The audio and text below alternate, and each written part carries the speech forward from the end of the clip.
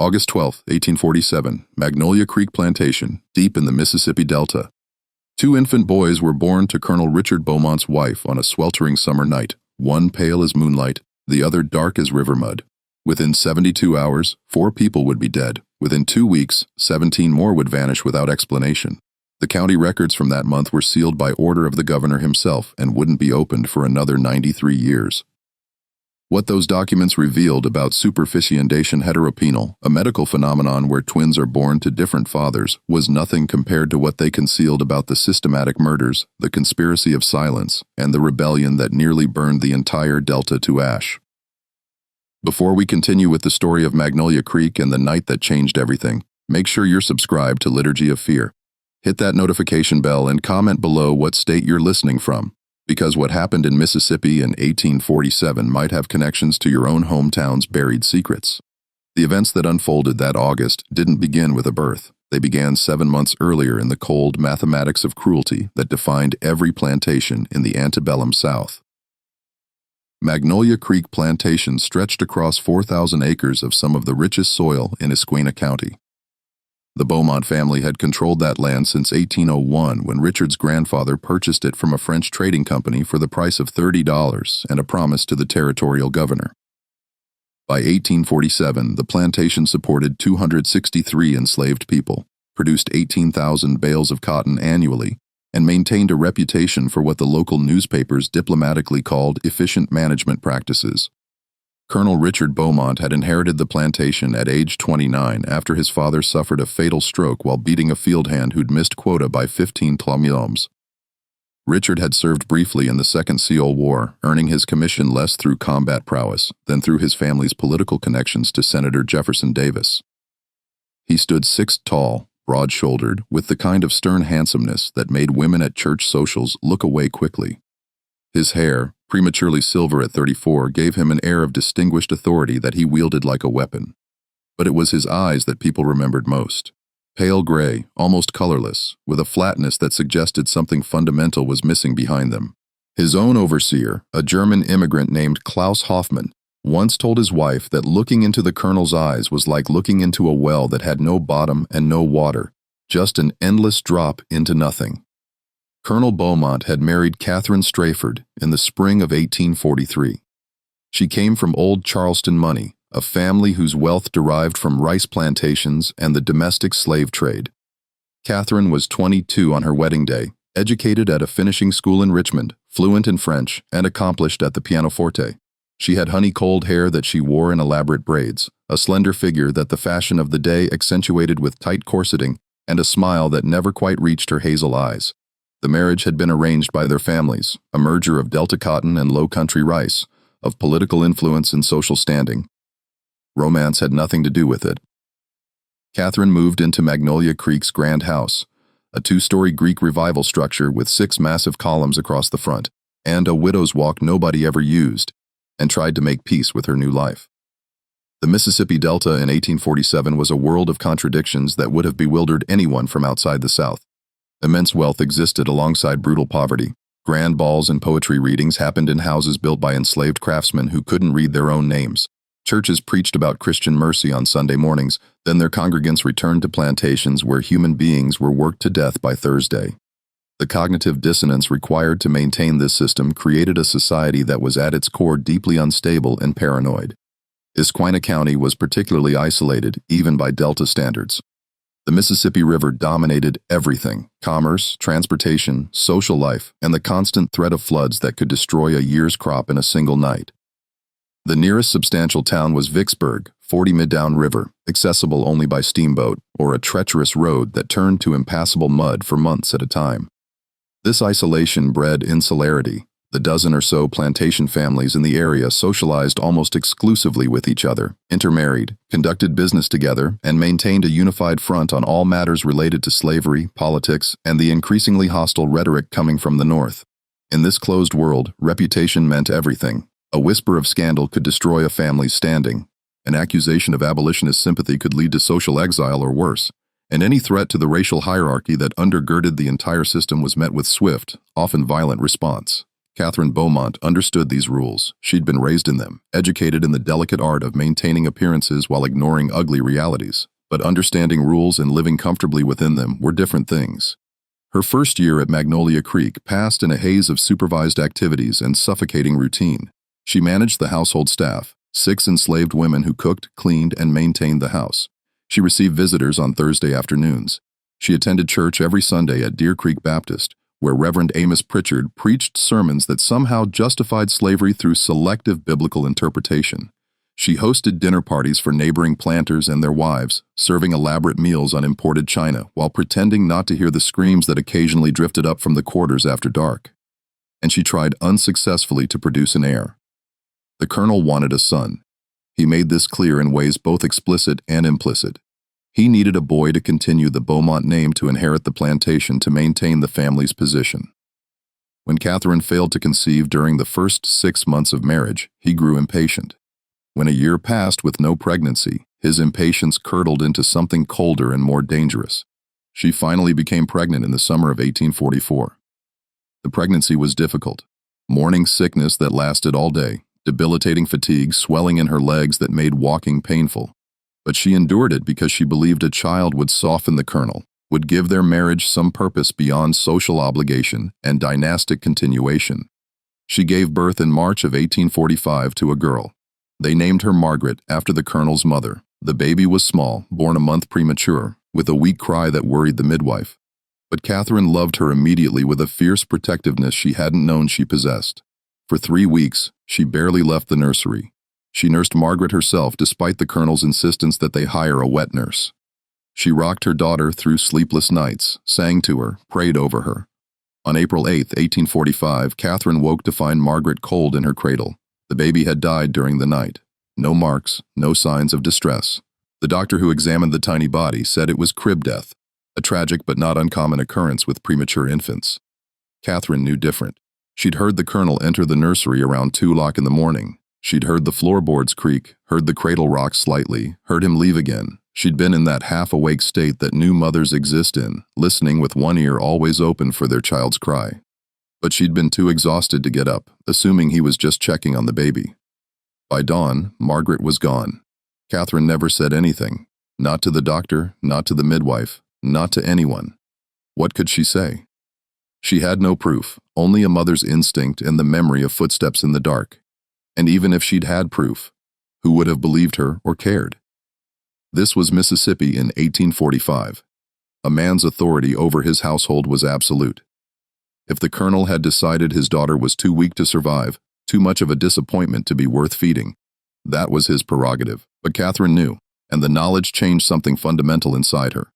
She went through the motions of grief, wore black, accepted condolences, allowed the colonel to bury Margaret in the family plot with a small marble headstone. But privately, she began to see her husband clearly for the first time, not as a stern but ultimately reasonable man, not as a product of his culture and upbringing, but as something else entirely, something broken and dangerous. She became pregnant again in late 1845. This time she was more careful. She ate in her room, took no medicines the colonel offered her, locked her door at night, but the pregnancy ended in miscarriage at 4 months. The doctor said these things happened, especially after the trauma of losing a child. Catherine suspected otherwise, but again, she had no proof, just a lingering metallic taste in her mouth after drinking the tea the colonel had brought her the night before the cramping started. By the spring of 1847, their marriage existed only as a legal fact and social performance. They spoke when necessary. They appeared together at church and social functions. But the house had become a battlefield, even if only one of them was openly fighting. And then Catherine met Solomon Tutwiler. Solomon was not what anyone expected when they heard the word overseer's driver. The position, a slave appointed to help manage other slaves, essentially a middle tier in the plantation's brutal hierarchy, typically went to large, physically intimidating men who could enforce discipline through force. Solomon was tall, yes, nearly 6.5 feet, but lean rather than bulky, with long fingers more suited to piano keys than whips. But it was precisely his intelligence that made him valuable to Klaus Hoffman and terrifying to the enslaved people of Magnolia Creek. Solomon had been purchased at age 15 from a plantation in South Carolina, part of a lot the colonel acquired in 1838.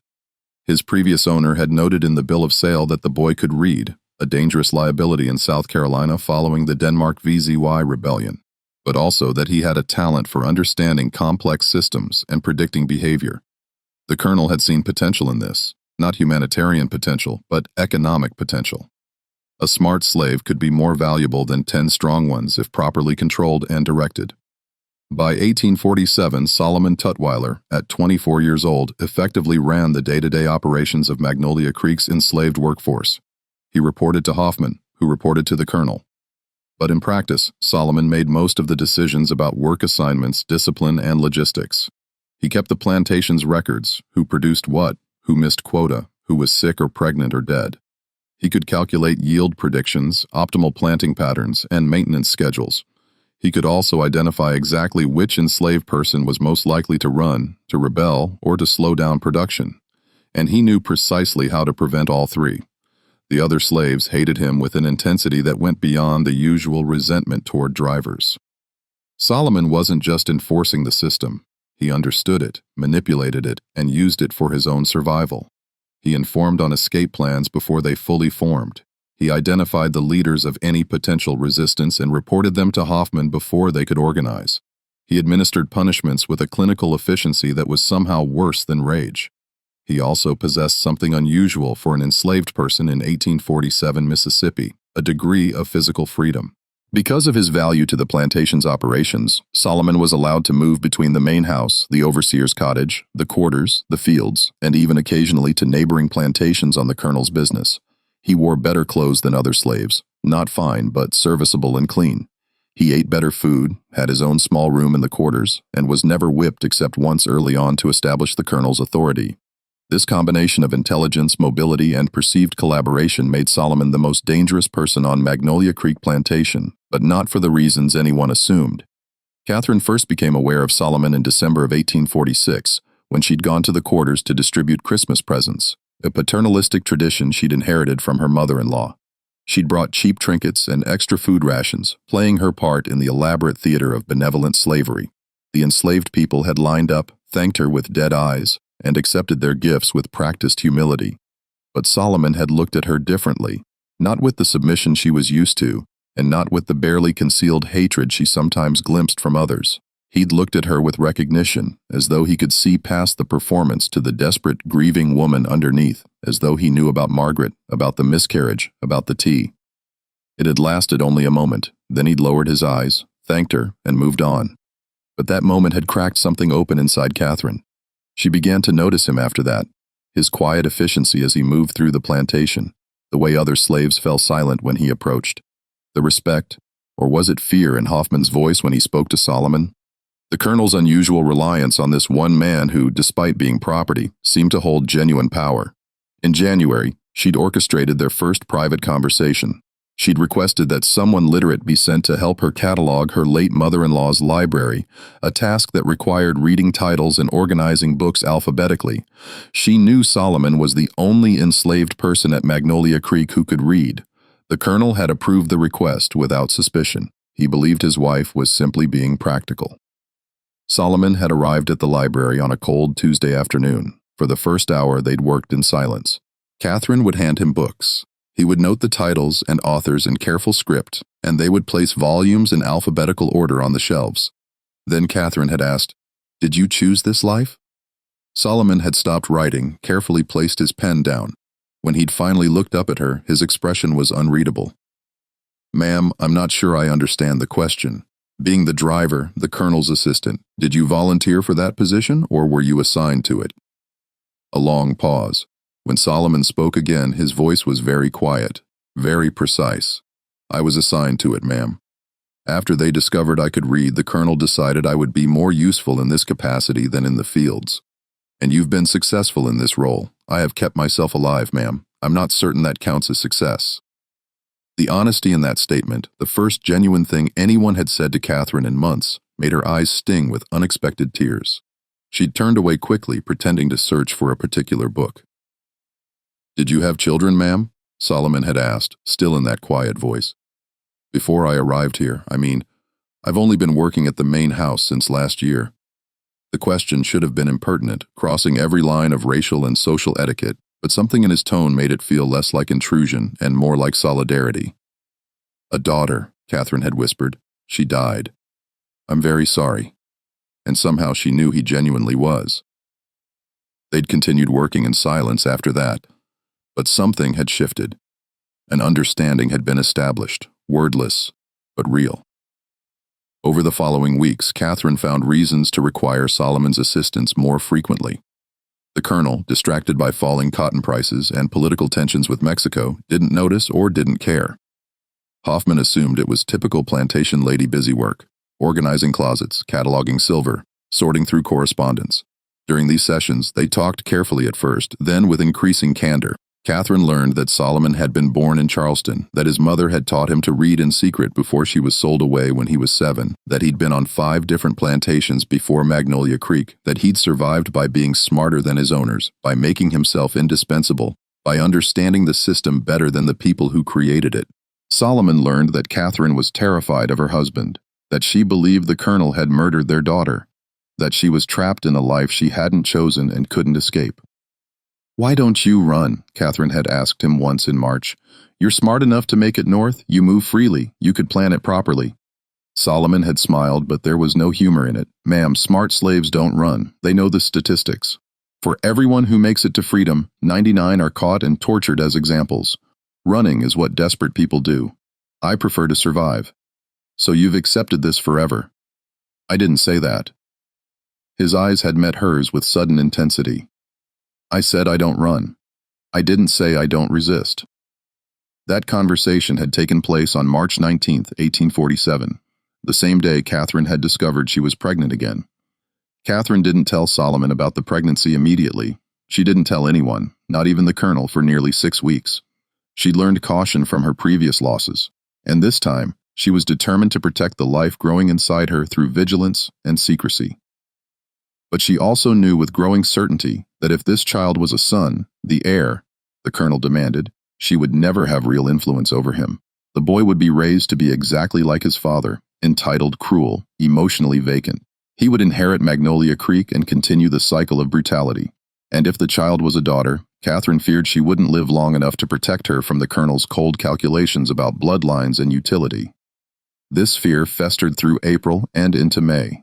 Growing alongside the child in her womb, she played her role impeccably, the beautiful wife, the gracious hostess, the quiet presence at church. But inside she was making calculations of her own. The idea when it first formed seemed impossible, insane. But it wouldn't leave her alone. She'd been reading medical texts from the colonel's library trying to understand what had gone wrong with her previous pregnancies. That's when she'd encountered a reference to superfecundation, the rare phenomenon where a woman could conceive twins from 2 different fathers if she ovulated multiple eggs and had relations with 2 men within a short window of time. The medical text written by a French physician in 1823 included only 3 documented cases, all in Europe. The phenomenon was considered so rare and so scandalous that it was barely discussed in polite medical circles. But the implications consumed Catherine's thoughts for days. If she conceived twins, one from the colonel and one from another man, there was a chance, a slim chance, that one child might be saved from her husband's influence. If one child was visibly not the colonel's, he might reject that child entirely, might send it away or allow Catherine to raise it separately. That child at least wouldn't grow up to become another Richard Beaumont. It was a desperate plan built on statistical improbabilities and wild hope, but Catherine was desperate. On May 23rd, during one of their now frequent library sessions, Catherine asked Solomon a question that changed both their lives. "If I asked you to help me destroy something," she'd said, not looking at him, ostensibly focused on dusting a set of leather-bound volumes, "would you?" Solomon had gone very still. "That would depend on what you wanted destroyed, Mom. A legacy, a continuation of cruelty. You're talking in riddles." Catherine had turned to face him then, her heart hammering so hard she was certain he could hear it. "I'm pregnant, 2 months along. The baby is the colonel's." Solomon's face had remained carefully neutral. "Congratulations, ma'am." "I don't want congratulations. I want help." She'd explained it then, haltingly at first, then with growing urgency. The theory of superfecundation, The medical texts, her desperate plan to conceive a second child from a different father, to create uncertainty, to give herself leverage and agency in a world that offered her none. You're asking me to? Solomon hadn't finished the sentence. I'm asking you to help me betray my husband in a way that might save at least one child from becoming like him. The silence that followed felt eternal. Catherine could hear her own breathing, the ticking of the grandfather clock in the hallway, the distant sounds of field workers singing as they picked cotton. Do you understand what you're asking? Solomon's voice was barely a whisper. What would happen to both of us if this was discovered? I understand you'd be killed. Probably tortured first. I understand I would be destroyed socially, possibly institutionalized. I understand this is the most dangerous thing either of us could do. Then why? Because I watched my husband murder our daughter. The words came out sharp, certain. Because I will not bring another child into this house without having some way, anyway, to save them from him. Because I am already destroyed, Solomon. I'm just still walking around. Solomon had looked at her for a long moment, his dark eyes searching her face. Then he'd asked very quietly, "Is this really about saving a child, or is this about revenge?" Catherine had considered the question honestly. Both. Does it matter? Yes, ma'am. It matters a great deal. Revenge is a fire that consumes everything, including the person who lights it. If that's all this is, we'll both burn and accomplish nothing. Then it's about survival, Catherine had said. Mine and the child's. Is that acceptable? Another long silence. Then Solomon had nodded once, almost imperceptibly. When? He'd asked soon. The timing has to be precise. Within the next week, possibly less. They'd made their plans carefully over the following days. Catherine tracked her body's rhythms, calculated the optimal window. Solomon identified the safest time and location. A Wednesday afternoon when the colonel would be in Vicksburg meeting with his banker, when Hoffman would be supervising new field assignments, when the house staff would be occupied with laundry in the quarters behind the main house. On May 27, 1847, at approximately 2 o'clock in the afternoon, Catherine and Solomon met in the disused smokehouse at the edge of the plantation's main compound. The structure, built 30 years earlier, had been replaced by a larger facility closer to the kitchens, and was now used only for storage of equipment nobody wanted, but nobody bothered to throw away. What happened there took less than 20 minutes. Neither spoke during it. Catherine kept her eyes closed the entire time, tears leaking from beneath her eyelids. Solomon was methodical, quick, and when it was finished, he'd helped her adjust her dress with the same careful efficiency he brought to all tasks. "I'm sorry," he'd said as she prepared to leave. Catherine had looked at him then, really looked at him, and saw something she hadn't expected. Genuine anguish. "Don't be," she'd told him. "This was my choice, my plan. You were just property." He'd finished bitterly doing what property does, following orders. "No." Catherine had touched his hand briefly, a gesture that violated every social code they'd both been raised under. You were a person helping another person survive. That's all. She'd returned to the main house, bathed thoroughly, and resumed her normal routine as though nothing had happened. That evening, the colonel returned from Vicksburg in a foul mood. The bank had refused to extend his credit line given the instability in cotton prices. He'd eaten dinner in silence, drunk a third of a bottle of whiskey, and retired to his study without speaking to Catherine at all. She'd lain awake that night, one hand on her barely swollen belly, wondering if she'd just saved a life or condemned two. The answer wouldn't come for 4 more months. Through June and July, life at Magnolia Creek maintained its oppressive routine. The temperature climbed to brutal highs regularly over 100 degrees with humidity that made every breath feel like drowning. The cotton grew thick and green in the fields. The enslaved workers toiled from dawn to dusk, then beyond as the colonel pushed for maximum yield to compensate for falling prices. 2 people died from heat exhaustion in late June. Another attempted escape in early July and was caught, whipped, and sold downriver as an example. Catherine's pregnancy progressed normally, or as normally as any pregnancy could in that heat, in that house, in that life. She grew larger, more uncomfortable, more conscious of the ticking clock counting down to a moment that would either free her or destroy her completely. She and Solomon didn't speak privately again after that afternoon in the smokehouse. It was too dangerous, drew too much attention. But sometimes when she saw him crossing the yard or when he delivered reports to the colonel's study, Their eyes would meet for just a fraction of a second. In those moments, an entire conversation happened without words.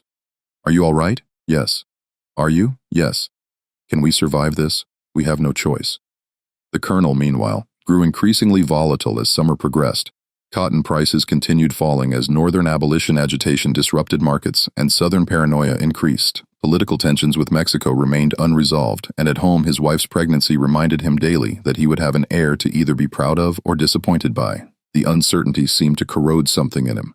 He'd always been cruel in a distant administrative way, signing off on punishments, making decisions about sales and separations, enforcing discipline through Hoffman and Solomon. But that summer he began participating directly. He watched whippings now, counting the lashes personally. He rode through the fields during the hottest parts of the day, observing the workers with those flat gray eyes, looking for any sign of shirking. He conducted late-night inspections of the quarters, searching for contraband or evidence of forbidden gatherings. The enslaved people of Magnolia Creek responded by becoming even more careful, even more invisible. They'd learned to read the Colonel's moods to know when he was dangerous, to adjust their behavior accordingly. But the constant surveillance created an atmosphere of suffocating fear that infected everyone on the plantation. Hoffman tried to moderate the Colonel's impulses, worried that pushing too hard would result in runaways, or worse, organized rebellion. But the Colonel ignored him increasingly. He decided that firmness, his word for brutality, was the only way to maintain order in uncertain times. Solomon navigated this deteriorating situation with his usual careful intelligence. He gave the Colonel no reason to question his loyalty. He enforced rules, reported infractions, maintained efficiency, but he also began doing something else, something subtle that only someone watching very carefully would notice. He started making mistakes, small ones. A work assignment that put the wrong person in the wrong place. A miscalculation in supplies that meant field workers ran short of water during the hottest part of the day, requiring an early break. A forgotten message that meant Hoffman rode to the wrong section of the plantation to supervise work, leaving another section unsupervised for 3 hours. Individually, these errors were minor enough to attribute to the heat, to fatigue, to the general chaos of running a large operation, but together they created small pockets of disorder. Little moments where the system's rigid control slipped just slightly. Catherine noticed because she was watching Solomon constantly now, looking for any sign that their shared secret had changed him. And she realized gradually that he wasn't making mistakes at all. He was creating opportunities. In late July, she'd managed to speak with him briefly when he'd delivered household accounts to the Colonel's study, and she'd intercepted him in the hallway. "You're planning something," she'd whispered. "I'm always planning something, Mom. Survival requires constant planning. That's not what I mean." Solomon had glanced down the hallway, confirming they were alone, then met her eyes with unusual directness. "You're not the only one who wants to see something destroyed." "Mrs. Beaumont, you just gave me a reason to accelerate the timeline." "What timeline?" But he'd already turned away, disappearing toward the back of the house before she could press further. The comment haunted her through the following weeks. What had Solomon been planning before she'd approached him? How long had he been preparing? And what did he mean by accelerated timeline? She got part of her answer in early August, just days before the twins would be born. Catherine had developed a habit during the worst heat of afternoon of sitting on the second-floor balcony that overlooked the quarters and the fields beyond. The Colonel didn't object. He assumed she was simply seeking air, and pregnant women were granted certain accommodations. But Catherine wasn't seeking comfort. She was observing. From that vantage point, she could see patterns, the way certain enslaved people moved between buildings, carrying items that might be tools or might be something else. The brief conversations that happened when Solomon thought no one was watching. The way. Over the course of several weeks, small amounts of supplies seemed to disappear from various locations. Rope, lamp oil, kitchen knives, blankets. Individually, these thefts were minor enough that Hoffman attributed them to normal waste and pilferage. But Catherine, with nothing to do but watch and think, began to see a larger pattern. Solomon wasn't just creating small disruptions, he was stockpiling resources, preparing for something. On August 8th, 4 days before the twins would be born, something happened that brought the simmering tensions to a violent peak. A 15-year-old enslaved girl named Ruth had been working in the main house as a junior housemaid. She was quiet, competent, and invisible in the way that enslaved people learned to be to survive. But the Colonel had noticed her anyway. That afternoon, while Catherine was resting in her room and the house staff was occupied with dinner preparations, the colonel had called Ruth to his study. When she didn't emerge after an hour, one of the older house slaves, a woman named Bess, who'd been at Magnolia Creek for 30 years, had gone to check on her. What she found was Ruth, sobbing and bleeding, her dress torn. The colonel calmly pouring himself another whiskey as though nothing had happened. Bess had helped Ruth to the kitchen, cleaned her up, and told her to say nothing to anyone. It was the same advice she'd given other girls over the years. Speaking up only made things worse. Silence was survival. But Solomon had been in the kitchen getting water for Hoffman when they'd arrived. He'd seen Ruth's condition, seen the blank horror in her eyes, understood immediately what had happened, and something that had been carefully contained inside him for 24 years suddenly cracked open.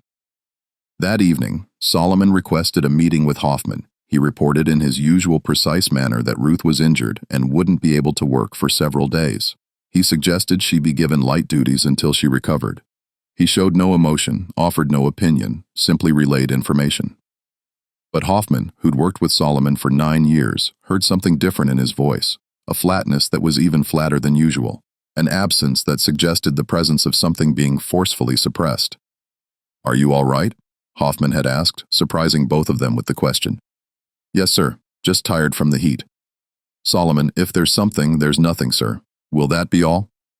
Hoffman had let him go, but he'd sat alone in his cottage afterward, deeply uneasy. He'd always known Solomon was dangerous in the way that very intelligent people trapped in impossible situations are dangerous. But he thought that danger was fully contained, fully controlled. For the first time, he wondered if he'd been wrong. Catherine learned about Ruth the next morning from Bess, who told her in the careful coded language enslaved people used when discussing their owners' crimes. Catherine had felt something cold and final settle in her chest. This was who her husband was. This was what she was protecting her unborn children from. That evening, she'd written a letter to her brother in Charleston, something she'd never done before. As the colonel read all her correspondence, she'd hidden the letter in her sewing basket, unsure if she'd ever be able to send it, but needing to create some record, some evidence, some connection to a world outside Magnolia Creek. The letter read in part, "Dear Thomas, I am writing to inform you that if anything should happen to me during childbirth, you must know that it was not God's will or natural misfortune. I have reason to believe my husband is not a safe person. I cannot explain further in writing, but please know that if I die, it will not have been accidental. Please look after my children if there are any. Please do not let Richard raise them alone. Your loving sister, Catherine." She'd sealed the letter and hidden it between the pages of her Bible, a book she knew the colonel would never touch. 3 days later, on the night of August 11th, Catherine went into labor. The contractions started just after sunset, a familiar tightening across her belly that she'd felt twice before. Catherine was in the music room pretending to read when the first real pain seized her. She'd gasped, gripping the arm of her chair, and the book had fallen from her hands. Bess, who'd been dusting nearby, had immediately understood. "I'll fetch the midwife, ma'am, and tell the colonel." "No." Catherine's voice was sharp. "Not yet. Not the colonel, just the midwife. Tell him I'm feeling poorly and retired early. Don't tell him about the labor until it's further along." Bess had looked at her strangely. Most women wanted their husbands informed immediately, but she'd nodded and hurried out. The midwife, an older enslaved woman named Dina, who delivered half the babies born at Magnolia Creek over the past 2 decades, arrived within 20 minutes. She'd examined Catherine quickly, efficiently, then settled into a chair by the bed. "First baby usually takes a while," she'd said calmly. "But you've done this before, ma'am. Your body knows what to do." But Catherine had done this before, and both previous pregnancies had ended in death. She couldn't shake the feeling that this labor would be different, not just because of the superfecundation, but because of everything else. The violence simmering beneath Magnolia Creek's surface, the plans she'd set in motion, the secrets she'd buried that were about to be violently exhumed. The hours crept past, the contractions grew stronger, closer together. Catherine paced when she could, gripped the bedpost when she couldn't, tried to breathe through the waves of pain. Dina remained calm, experienced, occasionally checking her progress. Around midnight, Bess finally informed the colonel. He'd been in his study, working through accounts, and he'd received the news with his typical flat affect. "How much longer?" he'd asked. "Hard to say, sir. Could be hours yet. First babies take their time." The colonel had nodded once, poured himself another whiskey, and returned to his paperwork. He didn't go upstairs to check on his wife. He didn't send encouragement or reassurance. He simply waited, as one might wait for a crop report or a business transaction to conclude. But while the main house focused on Catherine's labor, something else was happening in the quarters. Solomon had been making his rounds as usual, checking that everyone was in their assigned cabins for the night, that no fires burned that shouldn't, that order was maintained. But his route took him past every cabin, and at each one he paused for just a moment. To the casual observer, he was simply being thorough, but he was actually delivering a message repeated in whispers at each door. Tonight, be ready when you hear the bell. There was no bell at Magnolia Creek. The plantation used a horn to signal work times, but everyone who received the message understood what Solomon meant anyway. The bell was a metaphor, a signal, a beginning. By 2 o'clock in the morning, Catherine's labor had intensified to the point where she could no longer contain her screams. The sounds carried through the house, through the open windows, across the yard. Women in the quarters who'd given birth themselves winced in sympathy. Men who'd heard those sounds before, accompanying births, deaths, whippings, tried not to listen. Hoffman, sleeping fitfully in his cottage, heard the screams and felt uneasy for reasons he couldn't articulate. Something felt wrong beyond the normal wrongness of a difficult birth. The air itself seemed charged, oppressive, like the minutes before a lightning strike. At 3:15 in the morning, Danina checked Catherine's progress and announced that it was time to push. Catherine, exhausted and terrified and in more pain than she'd ever experienced, bore down with everything she had. The first baby came quickly after that. A boy, small but healthy, crying lustily as Danina cleared his airways and wrapped him in clean linen. Catherine, sweating and trembling, reached for her son with desperate hands. "A boy, ma'am," Dina said, smiling. "Strong lungs on this one. The colonel will be pleased." But before Catherine could hold him, another contraction seized her, stronger than any before. She cried out, confused. The baby was born. Why was she still in so much pain? Dina's eyes widened. "Ma'am, there's another one. You're carrying twins." The next 10 minutes were a blur of pain and pressure and animal effort. Catherine pushed until she thought she might die from it, until the world narrowed to nothing but her body's overwhelming imperative to expel this second life. The second baby came at 3:47 in the morning. Another boy slightly larger than the first, also crying, also apparently healthy. But when Danina wiped the blood and fluid from the second infant and saw his skin darker than his brother's, unmistakably darker, her hands froze. Catherine saw the midwife's expression and felt her heart stop. "Let me see him." Danina hesitated, then placed the second baby in Catherine's arms. In the lamplight, the difference was subtle but undeniable. The first twin had pale skin like his father, fine blonde hair, gray eyes. The second twin had darker skin, not black, but coffee-colored caramel dark hair, and eyes that were already showing hints of brown. For a moment, no one spoke. Catherine held both babies, one in each arm, looking from one tiny face to the other. The super foundation had worked. She'd conceived twins from 2 different fathers. The medical impossibility had become medical reality, and now everyone would know. "Ma'am," Danina whispered, her voice shaking, "what have you done?" Before Catherine could answer, the door to her bedroom opened. The colonel stood in the doorway, still fully dressed, whiskey glass in hand. He'd come to see his heir. His eyes went to Catherine first, then to the babies she held. For a long moment his face showed no emotion at all. That terrible flatness that Catherine had learned to fear more than rage. Then he stepped into the room, set his whiskey glass on the dresser with exaggerated care, and approached the bed. "2 sons," Catherine said, her voice barely audible. "Twins?" The colonel looked at the first baby, touched his pale cheek with one finger. Then he looked at the second baby, and something happened to his face. Not anger exactly, something colder, a calculation occurring behind those flat gray eyes. "Whose is he?" The colonel's voice was very quiet. "Yours?" "They're both, don't." The word was sharp as a blade. "Don't insult me, Catherine. I may be many things, but I'm not blind." He leaned closer, examining the second twin with the same detachment he'd used to examine a suspicious cotton bowl. "Whose is he?" Catherine's mind raced. She'd prepared for this moment, had rehearsed various responses, but now that it was here, all her planned words evaporated. "There's a medical condition called superfondation. I know what superfondation is." The colonel straightened, picked up his whiskey glass, drained it.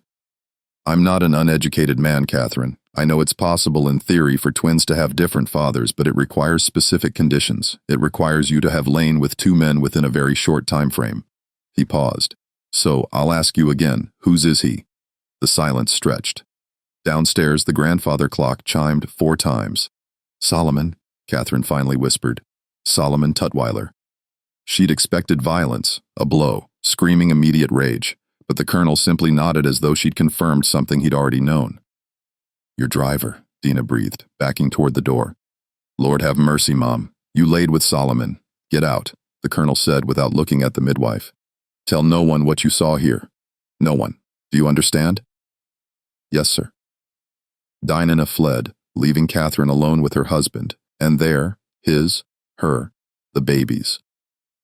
The colonel walked to the window, looked out at the pre-dawn darkness. When he spoke again, his voice had that administrative quality Catherine recognized from business discussions. Here's what's going to happen. You will stay in this room until I decide what to do with you. The babies will be taken to a wet nurse. No one beyond those already present tonight will see the second child. And Solomon? He paused. Solomon will be dealt with appropriately. Please, Catherine said, clutching both infants tighter. Please don't hurt him. This was my idea, my plan. He was just property following orders. The colonel turned from the window, and for the first time, Catherine saw genuine emotion in his eyes. Not anger, not hurt, something worse, satisfaction. Yes, I imagine that's exactly how you rationalized it, how he rationalized it. But you see, Catherine, it doesn't matter whose idea it was. A slave who touches a white woman hangs. That's the law. That's civilization. That's order. Then hang me too. I'm equally guilty. The colonel actually smiled.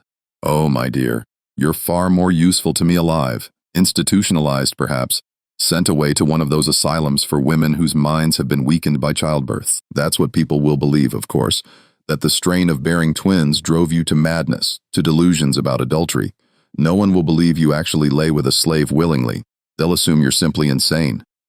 The calculated cruelty of it took Catherine's breath away. He was going to use her confession as proof of madness, would lock her away, would control the entire narrative, and Solomon would die for a crime that she'd initiated. You can't, she whispered. I can. I will. And Catherine, he moved closer to the bed, looked down at both babies with clinical interest. I'll keep the white one, raise him as my heir, as though nothing irregular occurred. But the other, he reached out as if to touch the darker twin, then withdrew his hand. The other is an abomination, a stain on my family's name. I'll have him taken to the quarters, sold down river as soon as possible. He'll disappear into the cotton fields of some plantation where no one knows his origins, and he'll die there, forgotten. No. Catherine pulled both babies against her chest. You can't separate them. They're brothers. They're innocent. They're a white child and a mulatto bastard, the colonel corrected. And I'll do with both whatever serves my interests best. Now give them to me. He reached for the babies. And Catherine, exhausted, bleeding, traumatized, but still a mother, did something she'd never done before. She fought back. She kicked at him, scratched at his hands, screamed for help loud enough to wake the entire house. The babies, jostled and frightened, began crying in earnest, their wails mixing with Catherine's screams and the colonel's shouted commands. Bess burst into the room, saw the struggle, froze in horror. Behind her, Hoffman appeared, drawn by the noise, his face pale in the lamplight. Sir, what's happening? Hold her down, the colonel ordered. Take the babies now. But before anyone could move, a sound cut through the chaos, a sound that didn't belong in this moment, in this house, in this world. The deep, resonant toll of a bell. Everyone froze. Magnolia Creek didn't have a bell. The plantation had never had a bell. The toll came again, then again, steady, rhythmic, impossible. Hoffman moved to the window, looked out toward the quarters, and what he saw drained all color from his face. Sir, he whispered, Sir, you need to see this. The colonel, still holding one of Catherine's wrists, turned toward the window. What he saw there made him release his wife and move toward the glass, his expression transforming from controlled fury to something approaching shock. The quarters were on fire. Not one cabin, not an accident. Every single structure in the slave quarters was burning simultaneously, flames climbing into the pre-dawn sky, smoke billowing in great black columns, and in front of the fires, silhouetted against the orange glow, dozens of figures stood in absolute silence watching the main house. Dear God, Hoffman breathed. They're just standing there. They're not running. They're not panicking. They're just watching. The bell tolled again, and now they could see its source. Someone had mounted the plantation's large iron cookpot on a wooden frame and was striking it with a metal bar, creating deep, resonant tones that carried across the entire plantation. It's a signal, the colonel said, his voice flat again. They've organized. This is rebellion. As if to confirm his words, the silent watchers began to move. Not toward the main house, not in a panicked mob, but in organized groups, spreading out across the plantation with clear purpose. Some headed toward the equipment barns, others toward the cotton stores. Still others began advancing toward the main house itself.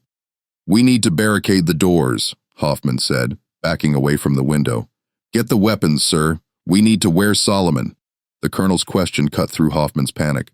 Where is Solomon Tutwiler? As if in answer, a figure emerged from the smoke and flames, walking slowly up the path from the quarters toward the main house. Even from a distance, even through the haze, they recognized him. Solomon, tall and unhurried, carrying something in his hands. The colonel watched him approach with that calculating expression. He planned this, all of it. The fire, the organization. This is what he's been preparing for. We need to leave, Hoffman insisted. Sir, we can't defend against this many. No. The colonel's voice was ice. We're not leaving. This is my property, my land, my slaves, and I will not be driven from it.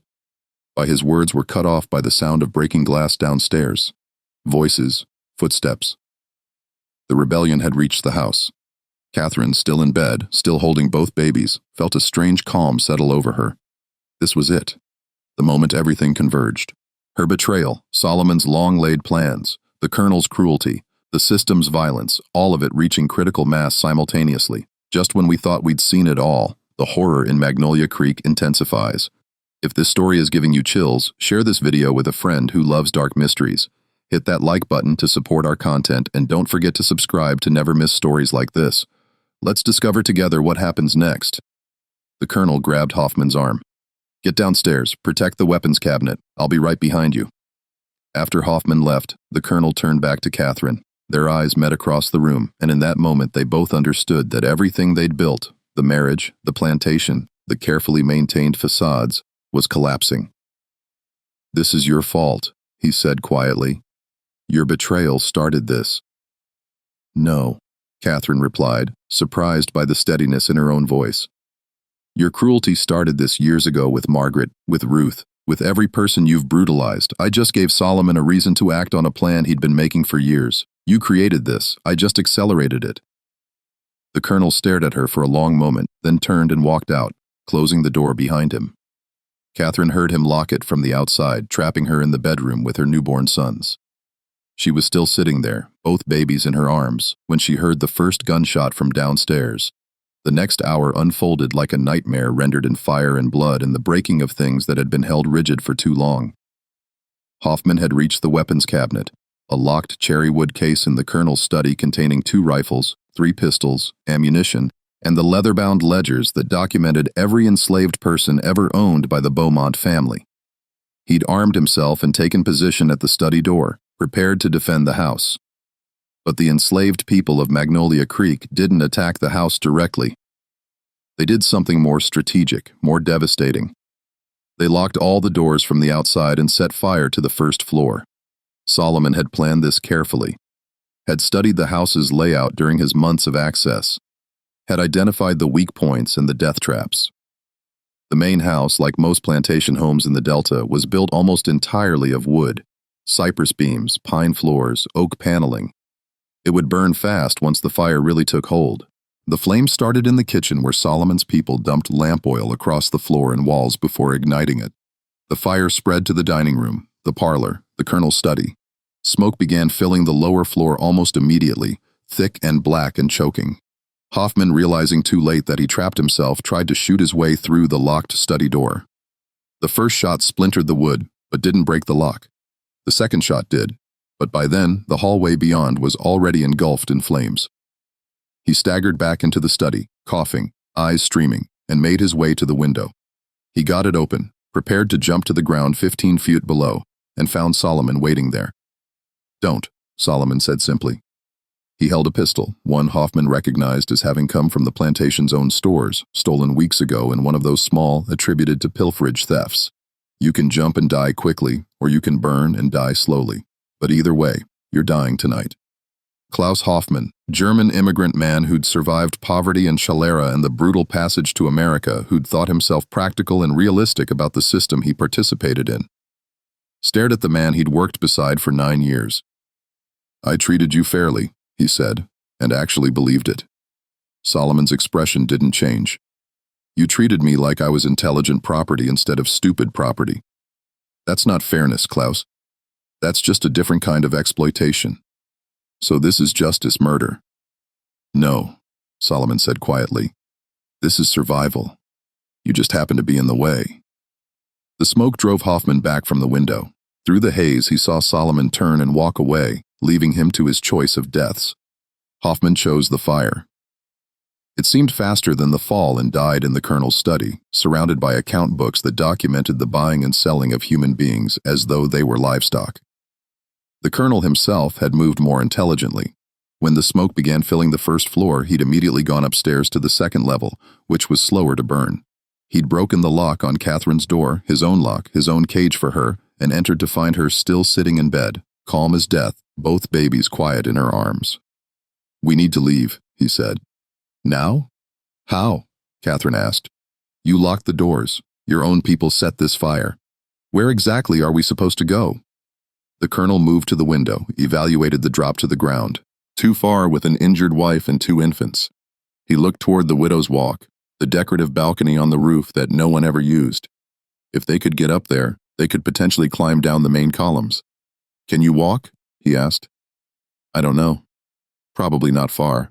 Then I'll carry you and the babies. Catherine laughed a sound with no humor in it. Now you want to save us both babies. Even the one you called an abomination. They're my property, the colonel said flatly. All 3 of you. I don't surrender property to slaves. Now move. But Catherine didn't move. She looked at her husband, really looked at him, perhaps for the first time with complete clarity, and made a decision. No. The colonel turned from the window, shock registering on his face. What did you say? I said, no, I'm not going with you. I'm not letting you take these babies and raise them in your image or sell them or destroy them. I'm done, Richard. I've been dead inside this house for years. The only difference now is that the house is burning too. You're hysterical. The childbirth, the trauma. I'm clear-headed for the first time in my life. Catherine stood shakily, both babies secure in her arms. I'm going to walk out of this house and I'm going to find Solomon and I'm going to trust him with my sons' lives more than I've ever trusted you. The colonel's face transformed, then the flat effect finally cracking to reveal the rage beneath. You'd trust a slave over your own husband. You'd condemn your sons to lives as what? Free? Unknown? Away from you. Catherine moved toward the door, each step agonizing but determined. Yes, absolutely. Yes. The colonel blocked her path. You're not leaving. Then we'll burn together. At least we'll be warm. For a moment they stood frozen in tableau, husband and wife, owner and property. 2 people who destroyed each other through calculated cruelties and desperate rebellions. The smoke was creeping up the stairs now, visible through the open door. The heat was becoming unbearable. The house groaned around them, timber beginning to fail. Then the colonel did something Catherine had never seen him do before. He stepped aside. Go, he said quietly. Take them. But know this, Catherine. If you survive this night, if you escape with my property, I will spend the rest of my life hunting you. I will use every resource, every connection, every legal mechanism to find you and bring you back. You will never be free of me. Yes, I will, Catherine said, because you're going to die in this house tonight. You can't know that. I can. She moved past him toward the door, leaving a trail of blood on the floor. She'd torn stitches standing, but she didn't care because you'll never leave. You'll die trying to save your ledgers, your documents, your proof of ownership. That's who you are, Richard. That's all you are, and it's going to kill you. She didn't look back to see if she was right. She simply walked through the door down the smoke-filled hallway toward the stairs that led to the first floor and the flames and whatever waited beyond. The colonel stood alone in the bedroom for almost a minute, Catherine's words echoing in his mind. Then, as she'd predicted, he turned and ran, not toward escape, but toward his study, toward the weapons cabinet, toward the ledgers that documented his wealth and status and identity. Hoffman's body was already cooling when the colonel reached the study. The fire had consumed most of the first floor by now, but the metal weapons cabinet had protected its contents. The colonel wrapped his coat around his hand, opened the hot metal door, and began pulling out ledgers. The ceiling collapsed on him before he could save even half of them. He died instantly, crushed beneath burning beams, surrounded by the documents that had meant more to him than his wife, his children, or his own humanity. Catherine, meanwhile, had made it down the stairs through a combination of adrenaline, maternal desperation, and sheer bloody-minded determination. The first floor was an inferno, but there was a narrow path through the flames where a door had been knocked off its hinges, creating a draft that kept the fire momentarily at bay. She stumbled through it, both babies screaming now from heat and smoke, and emerged into the pre-dawn air. She collapsed immediately, unable to take another step, both arms locked around her sons, and found Solomon kneeling beside her. "I didn't think you'd make it out," he said quietly. He wasn't looking at her face. He was looking at the babies, both of them, with an expression she couldn't read. "Are you going to kill me?" Catherine asked. The question seemed reasonable given the circumstances. "No," Solomon said. "I'm going to help you escape, but we need to move quickly. The other planters will have seen the fire by now. People will be coming." He helped her stand, supported her weight as they moved away from the burning house toward the treeing. Behind them, Magnolia Creek's main house collapsed inward with a sound like God-breaking kindling, sending sparks spiraling into the lightning sky. They'd made it perhaps 50 yards when Catherine's legs gave out completely. She sat heavily on the ground, still clutching both babies, leaving a trail of blood behind her. "I can't," she gasped. "I'm sorry. I can't go any further." Solomon looked back toward the plantation, calculating. Then he made a decision. "Give me one," he said. "What?" "Give me one of the babies. I'll take him north to freedom. You take the other. Go to your family in Charleston. If we split up, if we separate the twins, there's a better chance that at least one survives. If we stay together, we all die when they catch us." Catherine looked down at the two tiny faces in her arms, the pale one, the dark one, the colonel's son, and Solomon's son, brothers who would never know each other if she agreed to this. "Which one?" she whispered. "That's your choice. I'll take whichever one you give me, the impossible decision, the choice no mother should have to make." But Catherine understood the logic, understood that Solomon was offering the only real chance either child had at survival. Slowly, carefully, she handed him the darker twin. Solomon's biological son, the child whose existence had started this entire catastrophe. "His name is Thomas," she said. "After my brother. Promise me you'll remember that. Promise me he'll know he was named for someone. I promise." Solomon took the baby with surprising gentleness, cradled him against his chest. "What about the other one?" Catherine looked down at the pale baby in her arms, the colonel's heir, the child who was supposed to continue the Beaumont legacy. "James," she said. "I'll call him James." Solomon nodded once, then turned and melted into the forest without another word. Catherine never saw him again. She sat there for another minute alone with James, listening to the sounds of Magnolia Creek destroying itself. The fire, the screams, the chaos. Then she forced herself to stand one more time and began walking south toward the river, toward Charleston, toward some impossible future. She made it approximately 2 before a search party from the neighboring plantation found her. By then, she'd passed out from blood loss, but James was still alive, still crying, still demanding his mother's attention with the insistent voice of all newborns. The official story, as recorded in county documents and newspaper accounts from August 1847, went like this. Magnolia Creek Plantation experienced a catastrophic fire of suspicious origin on the night of August 11th. Colonel Richard Beaumont perished attempting to save valuable documents from the flames. His wife, Catherine Beaumont, survived along with one infant son, James Beaumont, born that same evening. Approximately 263 enslaved people took advantage of the chaos to attempt escape. Most were recaptured within the week and sold downriver to plantations in Louisiana and Texas. The ringleaders were never definitively identified, though several suspects were hanged as examples. Mrs. Catherine Beaumont, traumatized by the events and weakened by childbirth, was committed to the care of her family in Charleston, and later transferred to a private sanitarium for treatment of nervous exhaustion and hysteria. That was the official story. But like most official stories in the antebellum South, it was built on convenient lies and strategic omissions. The truth was messier, darker, and far more complicated. Catherine did return to Charleston, but not as a broken woman requiring institutionalization. Her brother Thomas, upon reading the letter she'd hidden in her Bible, a letter miraculously recovered from the ruins by a house slave who'd saved it deliberately, understood exactly what had happened at Magnolia Creek. He used his family's connections to ensure that Catherine was placed in a sanitarium that was actually a discreet boarding house for women escaping impossible situations. She lived there quietly under an assumed name for 2 years, raising James away from public scrutiny. The baby thrived. He grew into a healthy, intelligent child who knew nothing of his father's cruelty or his mother's desperate choices. Catherine told him when he was old enough to ask that his father had died heroically trying to save others from a fire. It was close enough to a truth to salve her conscience. In 1849, Catherine remarried, a modest merchant from Savannah, who asked few questions about her past and treated James as his own son. They had 3 more children together, and Catherine lived to see them all reach adulthood.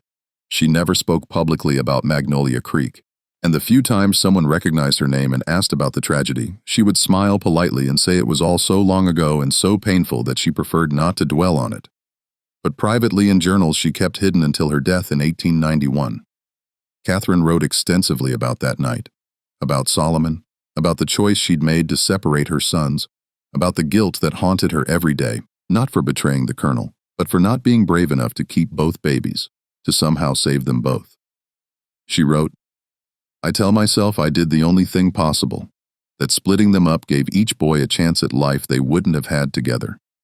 But I dream of Thomas, the son I gave away, and wonder who he became, whether Solomon kept his promise, whether my baby lived to see freedom or died in some cotton field, nameless and forgotten. James will inherit money and status, but Thomas, if he survived, inherited something potentially more valuable, the possibility of actual freedom. I hope it was worth it. I hope I didn't simply condemn him to a different kind of death." As for Solomon and Thomas, their story becomes harder to trace.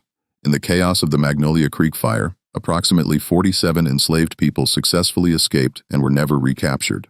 This was an unusually high number, suggesting that Solomon's planning and organization had been far more extensive than anyone realized. There are fragmentary records, carefully vague, deliberately incomplete, that suggest a tall black man traveling with an infant made it to Cincinnati, Ohio, by late 1847. From there, the trail goes cold, which in the context of the Underground Railroad often meant successful passage into Canada.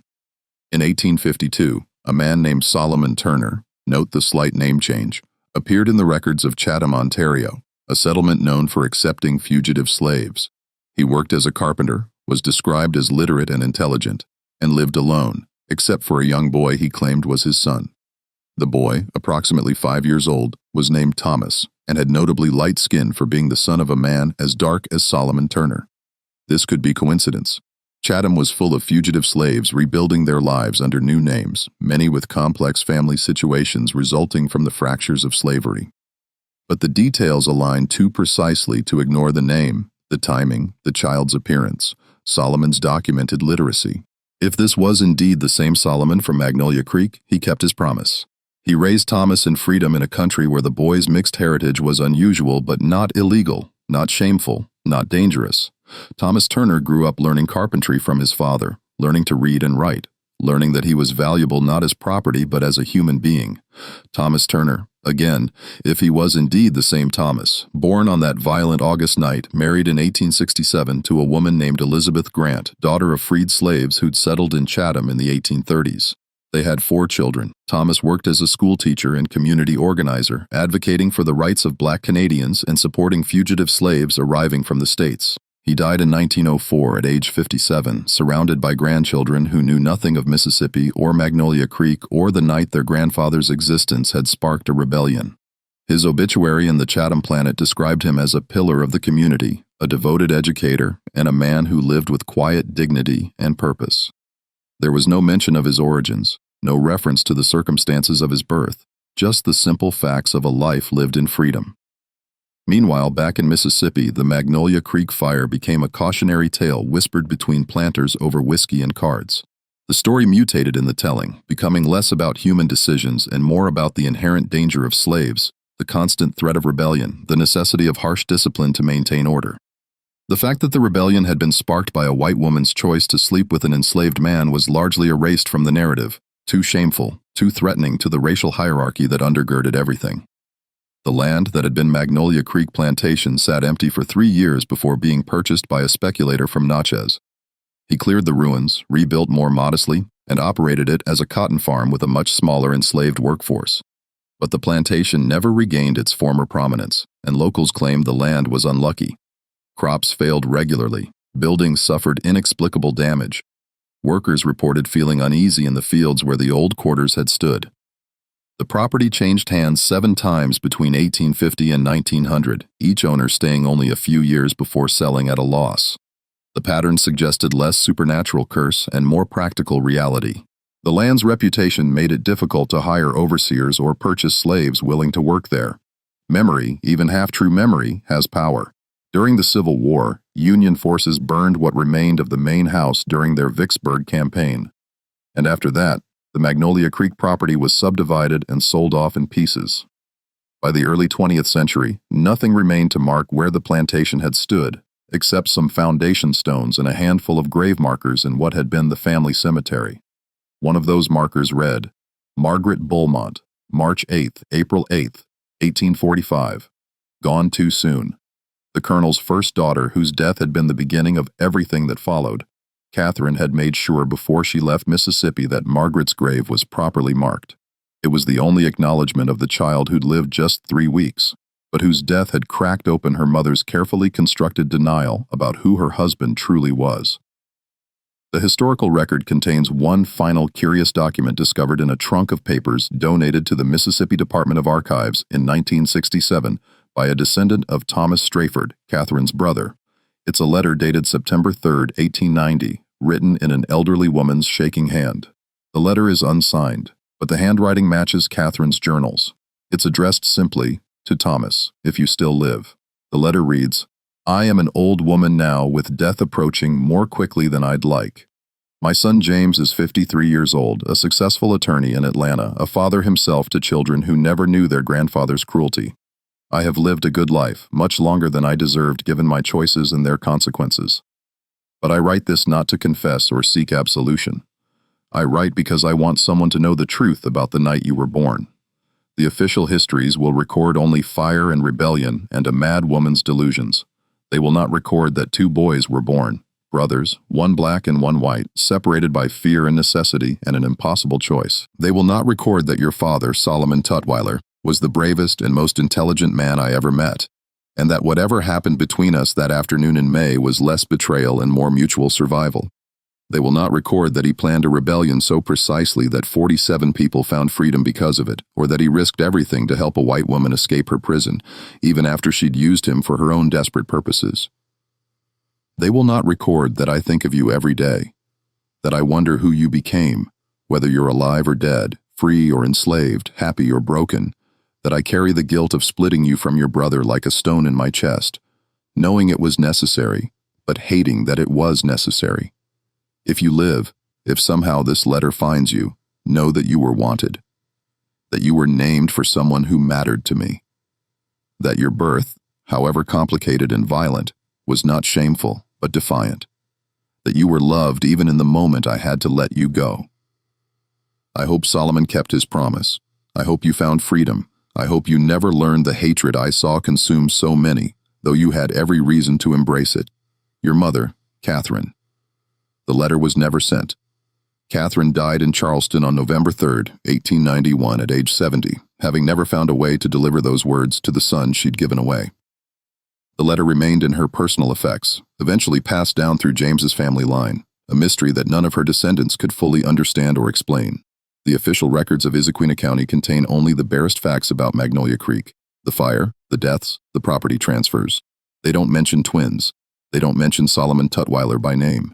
He appears only as ringleader, identity unknown, presumed escaped. They certainly don't mention Catherine's choice, or the medical phenomenon that made it all possible, or the 15-year-old girl whose assault had been the final spark. But absence of documentation doesn't mean absence of truth. It just means that some truths were too dangerous to record, too shameful to acknowledge, too threatening to the social order that men like Colonel Beaumont had built their entire world upon. In the years following the Magnolia Creek fire, similar incidents increased across the Deep South. Small rebellions, mysterious fires, unexplained disappearances of enslaved people in larger numbers than usual. The system that relied on absolute control was discovering that absolute control was impossible to maintain indefinitely. Every crack created opportunities, and desperate people became very good at finding opportunities. The Civil War would come 14 years after that August night, and with it the legal end of the institution that had created the conditions for tragedies like Magnolia Creek. But the war wouldn't erase what had happened, wouldn't undo the separations, wouldn't heal the wounds that ran so deep they'd marked entire generations. James Beaumont grew up believing his father had been a stern but honorable man who died trying to save others. He became an attorney, as his mother had hoped, and used his position to quietly help freed slaves navigate the legal system during Reconstruction. He never knew he had a twin brother, never knew his mother had made an impossible choice in fire and blood, never knew that his very existence was tied to an act of desperate rebellion that had cost dozens of lives. He died in 1902, successful and respected, surrounded by children and grandchildren who carried the Beaumont name into the 20th century, completely ignorant of the violence and tragedy that had marked their origins. As for Thomas and Solomon, their trail goes cold after Mississippi. Whether they made it north, whether they found the freedom Solomon had been planning for, whether Thomas grew up knowing his true story or lived his entire life believing a gentler lie. These questions have no definitive answers. The absence of records could mean death, or it could mean successful escape into a life where documentation was deliberately avoided, where the past was intentionally obscured, where survival meant becoming invisible to the very systems that had once claimed ownership. Perhaps that's the most fitting end for their story. Uncertainty. The same uncertainty that Catherine lived with every day for 44 years. The same uncertainty that haunted her enough to write that letter in her final year, knowing she'd never send it, needing to write it anyway. What is certain is this. On August 12, 1847, in a small corner of Mississippi, the systems of power and control that seemed absolute proved to be fragile. A woman made a choice that destroyed her marriage and her social position, but possibly saved her children. A man who'd been treated as property for 24 years proved he was capable of organizing a rebellion sophisticated enough that nearly 50 people found freedom. And 2 babies were born whose very existence challenged every assumption the society around them was built upon. The fire that consumed Magnolia Creek that night burned for 3 days, visible for miles in every direction. Neighboring planters watched the smoke rise and understood that what had happened there could happen anywhere.